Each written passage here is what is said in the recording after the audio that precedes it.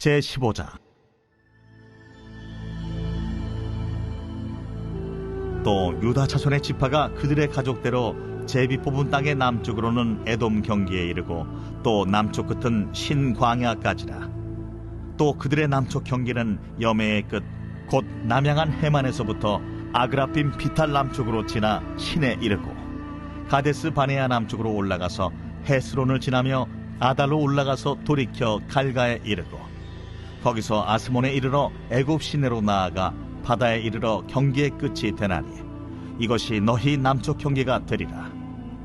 그 동쪽 경계는 여메인이 요단 끝까지요 그 북쪽 경계는 요단 끝에 있는 해만에서부터 벳 호글라로 올라가서 벳 아라바 북쪽을 지나 루벤 자손 보한의 돌에 이르고 또 아골 골짜기에서부터 드비를 지나 북쪽으로 올라가서 그강 남쪽에 있는 아둠민 비탈 맞은편 길가를 향하고 나아가 엔세메스 물들을 지나 엔로겔에 이르며 또 흰놈의 아들의 골짜기로 올라가서 여부스 곧 예루살렘 남쪽 어깨에 이르며 또 흰놈의 골짜기 앞 서쪽에 있는 산 꼭대기로 올라가나니 이곳은 르바임 골짜기 북쪽 끝이며 또 이 산 꼭대기에서부터 넵도와 샘물까지 이르러 에브론산 성읍들로 나아가고 또 바알라 곧 기럇 여아림으로 접어들며 또 바알라에서부터 서쪽으로 돌이켜 세일산에 이르러 여아림산 곧 그살론 곁 북쪽에 이르고 또 벳세메스로 내려가서 딥나를 지나고 또 에그론 비탈 북쪽으로 나아가 시끄론으로 접어들어 바알라산을 지나고 얌느엘에 이르나니 그 끝은 바다며 서쪽 경계는 대해와 그 해안이니 유다 자손이 그들의 가족대로 받은 사방 경계가 이러하니라. 여호와께서 여호수아에게 명령하신 대로 여호수아가 기럇 아르바 곧 헤브론을 유다 자손 중에서 분깃으로 여분네의 아들 갈렙에게 주었으니 아르바는 아낙의 아버지였더라. 갈렙이 거기서 아낙의 소생 그 세 아들 곧 세세와 아히만과 달메를 쫓아내었고 거기서 올라가서 드빌 주민을 쳤는데 드빌의 본 이름은 기럇 세벨이라. 갈렙이 말하기를 기럇 세벨을 쳐서 그것을 점령하는 자에게는 내가 내 딸 악사를 아내로 주리라.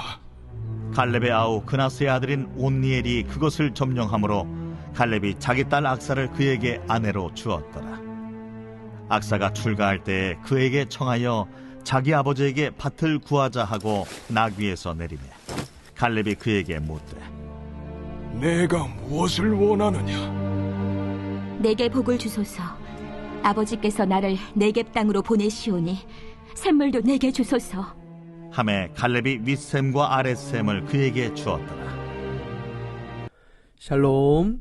오늘도 여전히 계속되는 영적인 싸움 앞에 하나님께서 세상이 감당할 수 없는 하늘의 능력으로 덮어주시길 간절히 축복합니다. 말씀과 기도로 더욱 무장될 때 하나님과 함께하는 능력이 무엇인지 경험하게 될 줄 믿습니다. 여호수아를 구조적으로 두 개로 나눈다면 정복과 분배입니다. 하나님께서 여호수아를 필두로 이스라엘 백성들이 가나안 땅을 정복할 수 있도록 큰 은혜를 베풀어 주셨습니다. 창세기 15장에 약속하셨던 하나님의 말씀이 어떻게 성취되고 있는지 확정적으로 보여주는 것이죠. 하나님의 약속은 반드시 이루어진다. 그 결과가 이스라엘이 점령한 연합군의 왕들의 명단에 나타나 있고 구체적인 땅을 분배하는 장면 속에 담겨 있습니다. 가나안 대표 지역의 큰 연합군은 이겼지만 여전히 정복해야 할 땅에 가나안 주민들이 남아 있습니다. 하나님께서 여호수아를 통해 각 지파별로 땅을 분배하게 하시고 이 모든 과정들을 하나님께서 친히 주관하십니다. 14장 5절에 보면 이스라엘 자손이 여호와께서 모세에게 명령하신 것과 같이 행하여 그 땅을 나누었더라. 그 땅을 분배하는 과정 중에서 오늘 본문은 유다 지파가 분배받은 동서남북의 경계를 말씀하고 있습니다. 유다 지파의 경계만 마치면 그 지파 내의 분깃을 나누어 갖는 상황이죠. 이 모든 과정 속에 하나님이 개입하셨다라는 것을 어떻게 알 수 있을까? 바로 그 방법이 제비 뽑기를 통해서였다라는 것이죠. 어떤 인간적인 방식과 또 여러 가지 상황들을 조합해서 결정한 것이 아니라 하나님께 맡겨드리고 나아가는 것입니다. 하나님을 의지하며 나아갈 때 하나님께서 모든 상황들을 다스리실 것이기 때문이죠. 만일 여러분의 자녀가 많은 부모께서는 유산을 나눠주신다면 어떤 마음이실까요? 자녀가 많을수록 어떻게 나누어 주는 것이 적절하고 좋을지 걱정도 많이 될 것입니다. 특별히 아픈 손가락이 있고 좀 더 믿음이 가는 자녀도 있을 것입니다. 모두가 얼만큼 나누어 주어야 서로가 서로에게 어려움이 없을까 노심초사하게 될 수 있겠죠. 특히 그 유산이 믿음으로 싸워 정복해야 할 땅이라고 한다면 더 쉽지 않을 것입니다. 만일 정복해야 될 땅이 어렵지 않다면 괜찮아요. 그렇지만 정복이 어렵게 느껴지는 족속과 지역이 있었을 것입니다. 대표적인 장소가 바로 헤브론이라는 지역이죠. 모세가 가나안 땅에서 지파의 12명의 대표로 정탐꾼을 보내고 돌아왔던 지역입니다. 거기엔 아낙 자손이 있고 또 자신을 비유했을 때 메뚜기와 같다라고 이야기했던 거인족 네피림의 후손이 있는 곳입니다. 이 이야기는 이스라엘 백성들 모두가 알고 있었고 그들의 자녀들인 지금의 세대들도 익히 들었을 것입니다. 그런데 그 자녀들이 정복해야 할 시기가 된 것이죠. 만약 누군가 제비뽑기를 한다면 다른 곳은 다 괜찮은데 그래도 헤브론 저 지역은 선택되지 않으면 좋겠다라고 생각할 수 있습니다.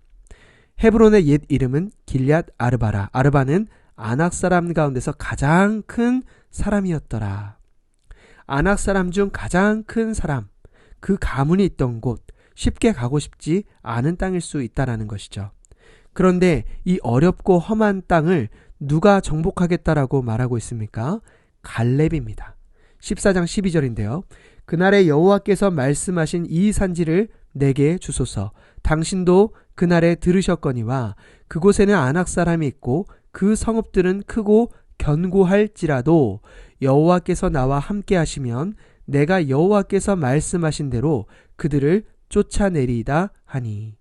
갈렙이 담대하게 선포하는 믿음의 모습을 바라보면서 하나님은 어떤 마음이셨을까요? 하나님의 마음은 정말 시원하셨을 것 같아요. 40년 전에도 그들은 우리의 밥이라고 했던 갈렙이 85세가 된 지금의 나이에도 여전히 그 땅을 말씀을 의지하여 도전하고 있기 때문입니다. 갈렙의 모습을 바라보면 믿음의 길을 걸어가는 우리의 모습을 또한 돌아보게 됩니다. 청년 시절에 받았던 은혜와 열정은 점점 사라지고 예전에 칭찬받았던 모습만을 회상하고 있지는 않은지, 그때의 신앙은 좋았는데 그때의 청년 시절에 비하면 지금은 아무것도 아니다. 과거만 회상하고 있는 것만큼 슬픈 일은 없을 것입니다. 왜냐하면 그때 만난 그 하나님은 여전히 우리와 함께 하시길 원하시는 분이시고 젊은 시절에 베풀어 주신 그 은혜는 지금도 폭포수와 같이 흘러가고 있기 때문입니다. 물론 우리의 신체적, 상황적 한계가 있습니다. 그럼에도 불구하고 과거에 머무는 모습의 신앙이 아니라 오늘도 담대하게 믿음의 눈을 뜨고 반응하는 것이 너무나 중요한 것이죠. 갈렙은 여전히 그 일을 감당하고 있었습니다. 헤브론을 정복하겠다라는 그 다짐을 몸소 보여주고 있죠. 14절에 보면요. 갈렙이 거기서 아낙의 소생 그 세 아들 곧 세세와 아히만과 달메를 쫓아내었고, 말씀대로 헤브론으로 달려가 아낙의 사람들의 세 집안을 지역에서 쫓아냅니다. 그리고 드빌 주민을 쳤는데 유다 지파 사람들에게 강력한 메시지로 도전하죠. 16절에 보면요. 갈렙이 말하기를 길랴세벨을 쳐서 그것을 점령하는 자에게는 내가 내 딸 악사를 아내로 주리라 하였더라. 길랴세벨, 드빌을 정복하는 자에게 자신의 딸을 아내로 삼게 하겠다. 마치 자신이 다 정복할 수 있는 땅이지만 말씀을 믿음으로 도전하고 정복해야 할 땅을 남겨두고 강력하게 도전하는 것이죠. 길랴세벨을 정복하는 자에게 자신의 딸을 아내로 삼게 하겠다. 구체적인 내용은 알 수 없지만 악사도 아버지의 뜻과 다르지 않았으리라 생각됩니다. 갈렙은 이 요청을 통해서 무엇을 세워가기를 원했을까요? 자신이 하나님의 말씀 앞에 믿음으로 담대하게 나아갔던 것처럼 말씀 앞에 믿음으로 담대하게 나아가 아낙 자손을 물리칠 수 있는 용기를 보기 원했다는 것이죠. 하나님을 향한 뜨거운 확신을 보기 원했다라는 것입니다. 누가 그 주인공입니까? 17절 말씀을 보면 갈렙의 아우 그나스의 아들인 온니엘이 그것을 점령함으로 갈렙이 자기 딸 악사를 그에게 아내로 주었더라. 갈렙의 가장 중요한 기준은 세상적인 기준이 아니었습니다. 하나님을 향한 담대한 믿음의 도전, 하나님을 신뢰하는 거룩한 열정, 말씀대로 살고자 하는 용기, 이 모든 것이 가장 중요한 기준이었습니다. 여러분, 우리는 이 땅을 살아가면서 우리의 가정과 앞으로의 미래를 생각할 때 어떤 기준을 가장 최우선으로 삼고 있으신가요? 수많은 가치들이 우리의 삶을 가득 채워갈 때가 있죠. 우리의 생각을 채워갑니다. 자신의 머리를 그리고 그 안에 수많은 동그라미들이 어떤 생각으로 가득 차 있는지 한번 생각해 보시면 좋을 것 같아요. 가장 큰 원 안에 들어갈, 절대 변하지 않을 가장 중요한 핵심 기준은 무엇인가요? 하나님의 말씀대로 살고자 하는 열망, 용기, 그 담대함이 우리 안에 가득가득 채워져 있기를 간절히 소망합니다. 땅을 분배하는 이스라엘 백성들의 모습은 마치 우리의 오늘과 같습니다. 큰 승리는 확정지었고 이미 가나안 땅은 정복했지만 땅이 분배된 자리에서 이제 정말 믿음으로 하나하나 싸워가야 하는 현실입니다. 하나님은 갈렙의 모습을 통해 우리에게도 동일하게 도전하고 있는 것이죠. 우리는 예수 그리스도의 십자가 사건이 사탄의 머리를 짓밟고 승리했음을 믿습니다.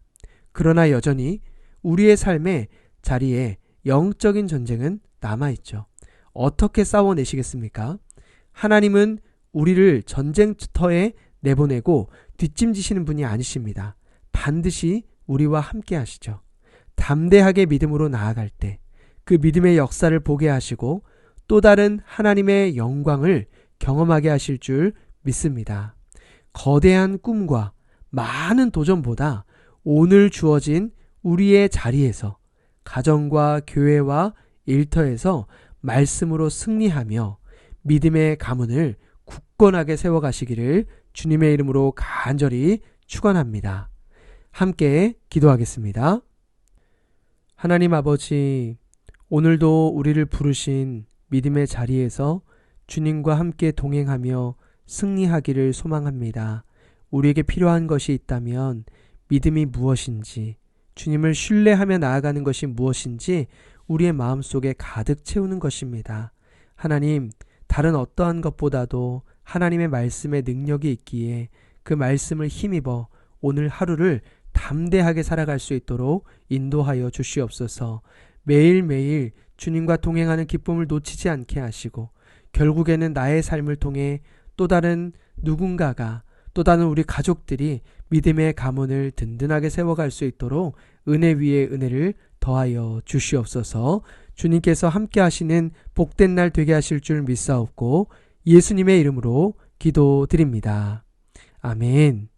오늘도 말씀을 붙들고 특별히 오늘은 다음 세대를 위하여 간절한 마음으로 함께 기도하겠습니다.